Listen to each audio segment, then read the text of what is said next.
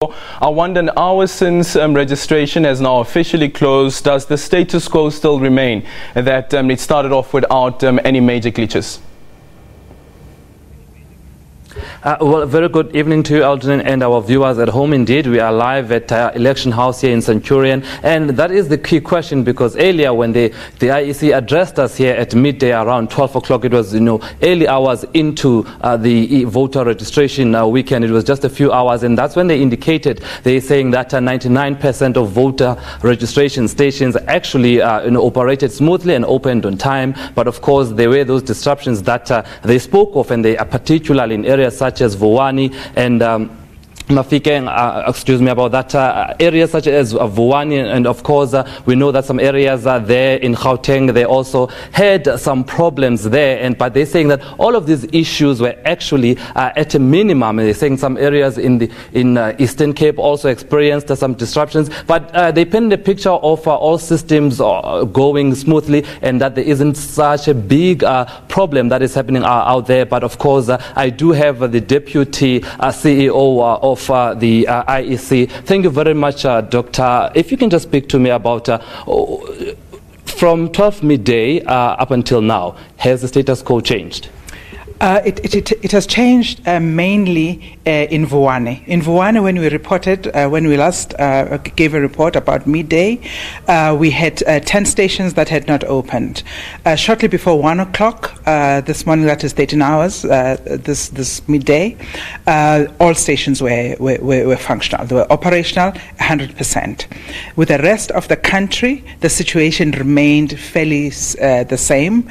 Some stations were opening intermittently. So in other words, they would open them, and then there'd be trouble that would arise. They would close if we felt there was security to our staff, and then they would deal with a matter, go into mediation. They would open again, something else would arise. But as you say in your introduction, there are very, very few places, less than 1%, I would say to you, where we've had those kinds of skirmishes across the country. Now let's talk about Gauteng and Gauteng, the one that escaped my mind earlier on here. You had mentioned that during the 12 o'clock midday briefing that there were disruptions there. Up to 7 voting stations were disrupted. So what's the situation there? The situation, as far as we know, that has not changed. Those 7 stations have remained disturbed, and what we were trying to do once again is to find an alternative to that. At this time of reporting, we are not aware of any changes in terms of those stations. Nothing is operational at the moment there. Were there plans? We know Gauteng, we know Vuwani, that those are inflammable areas. There's always problems there. Those are hot spots. So were there plans in place anticipating some sort of disruptions?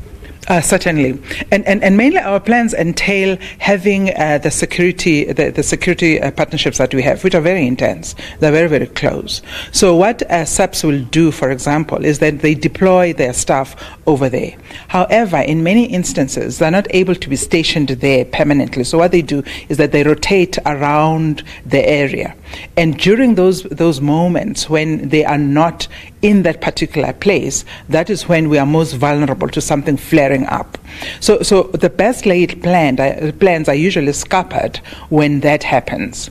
With Egoruleni Katlehong, as you call it, the area was a bit of a problem in the 2 weeks running up to this registration weekend, and so it's been very little time to go into a proper mediation process, and that is why there you find that our normal processes have not been able to yield the kind of results that we would have liked.